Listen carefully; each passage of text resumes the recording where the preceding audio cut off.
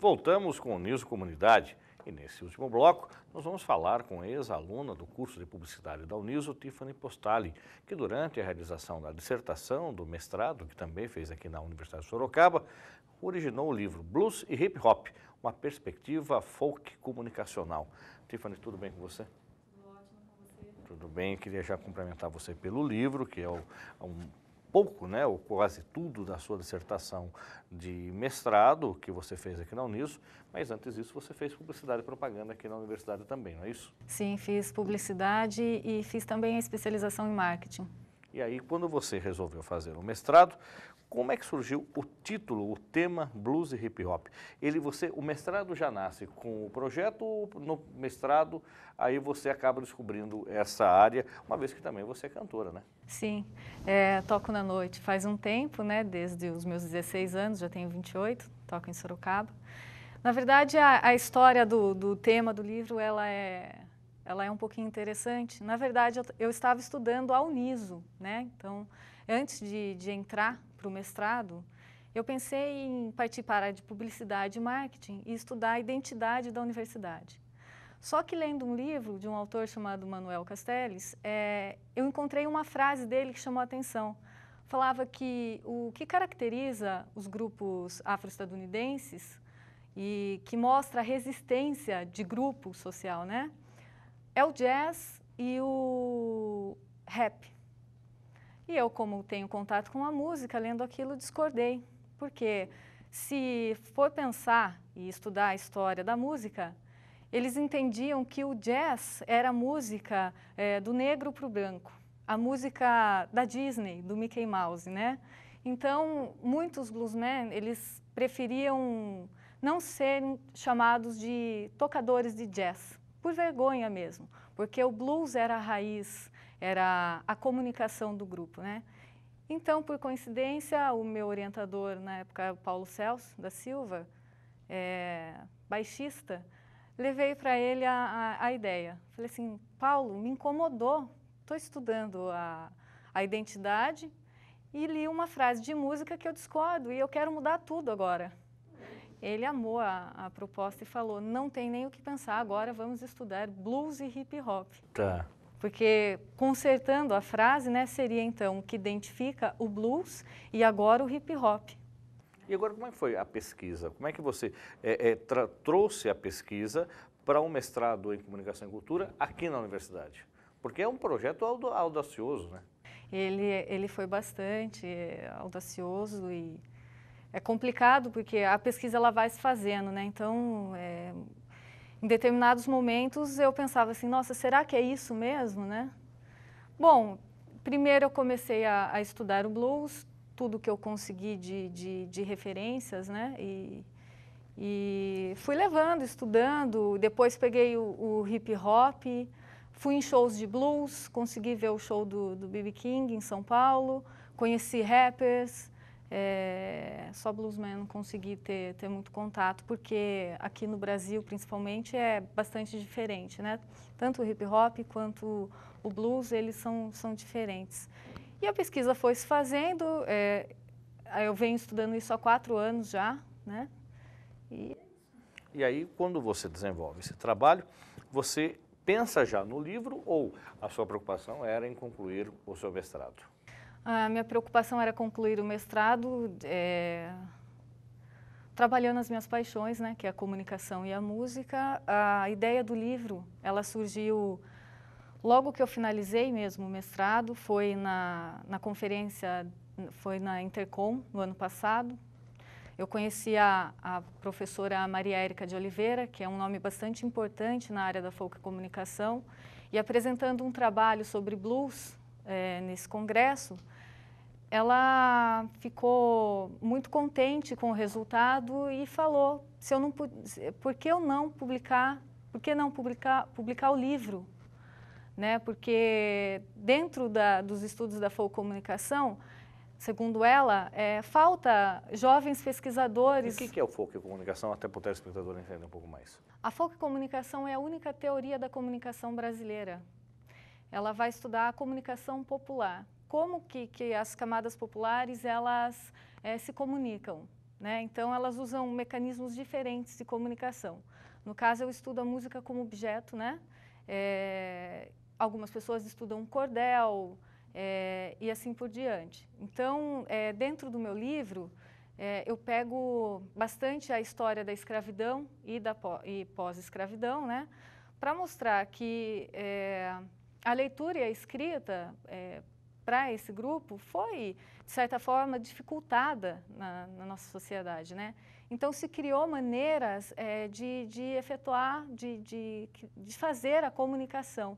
Então, a música, ela é utilizada como um meio de comunicação entre o grupo. E a folk comunicação vai estudar esses meios de comunicação que eles não são massivos.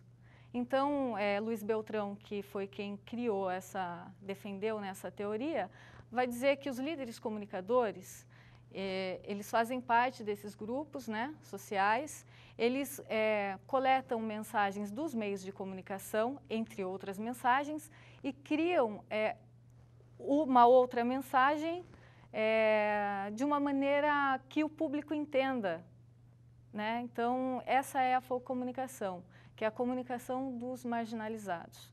E quando se fala em grupos marginalizados, não é naquele sentido pejorativo da palavra, de que marginal é ligado à delinquência, né?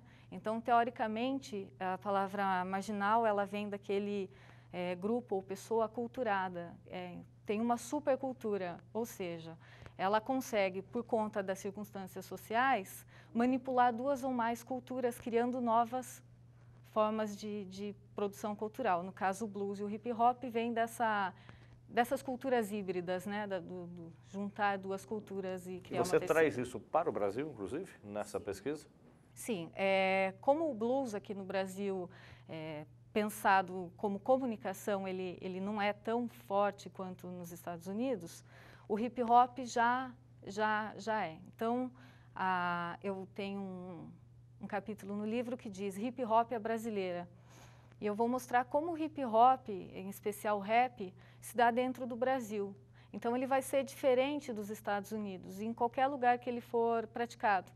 Porque você usa aquele tipo de música a fim de comunicar, mas ela vai ser criada de acordo com as condições locais, né?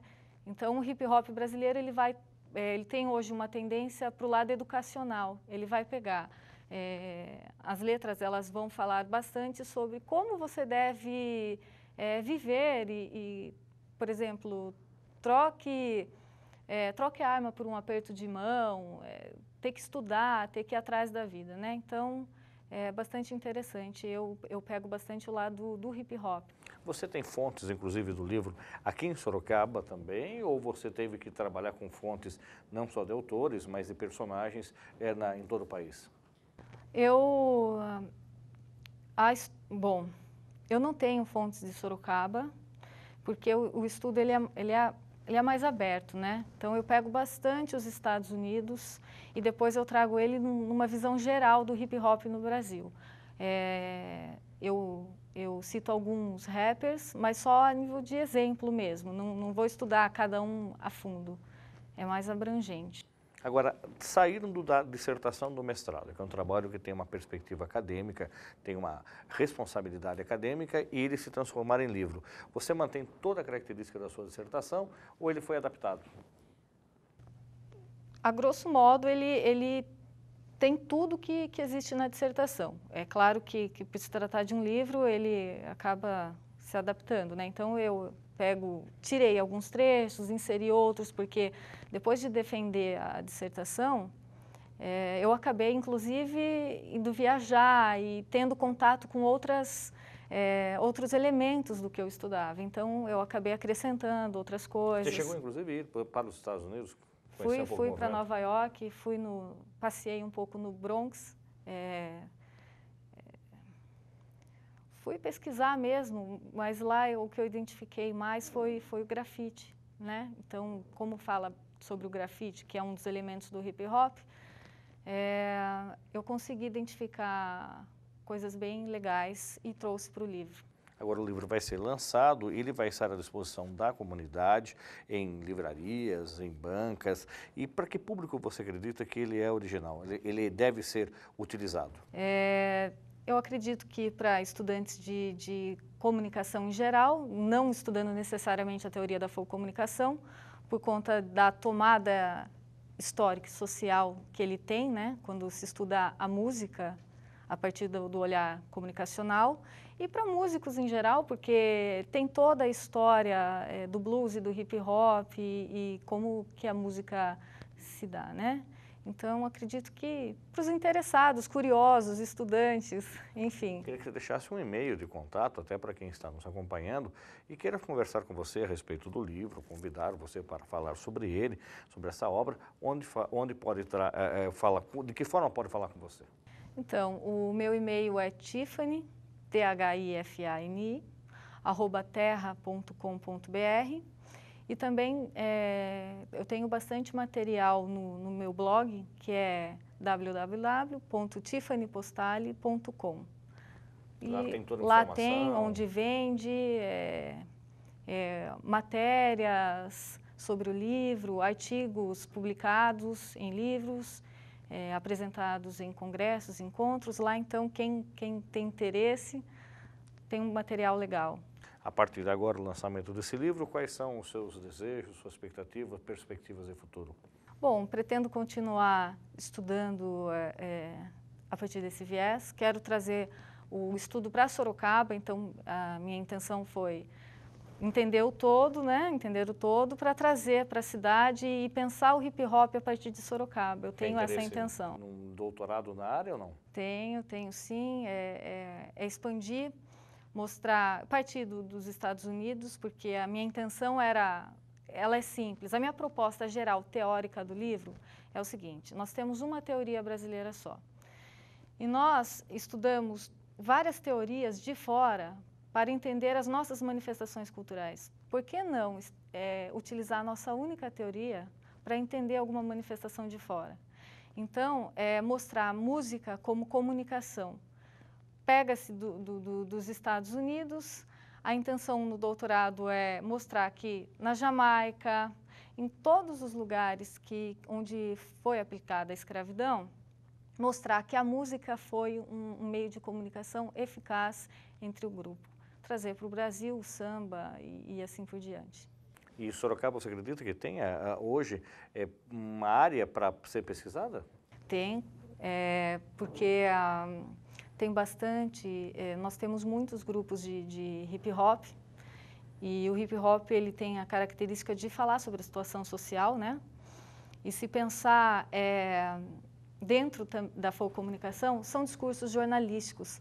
Então, a minha intenção é pensar a cidade a partir desses discursos. Agora, independente de ser mais um livro, você está com uma atuação profissional também como publicitária, é isso? Isso. Estou com a agência NT2, Criação e Marketing, e também trabalhando com publicidade, né? E as suas expectativas com relação a ser professor, como é que estão? Bastante, né? A minha intenção, a princípio, era publicar o livro, ter os artigos em congressos e firmar essa pontuação acadêmica, para então partir para a docência. Pretendo agora entrar na área, né? Tá certo. Tenho certeza que vai ser uma importante contribuição para os alunos, esse trabalho seu, além do que a sua experiência acadêmica dentro da própria universidade, por onde você passou por muito tempo, e ainda com o lançamento desse livro. Sucesso para você. Obrigada, Fernando, igualmente. O programa Unidos Comunidade termina aqui. Agradecemos a sua audiência e até o próximo programa. Até lá!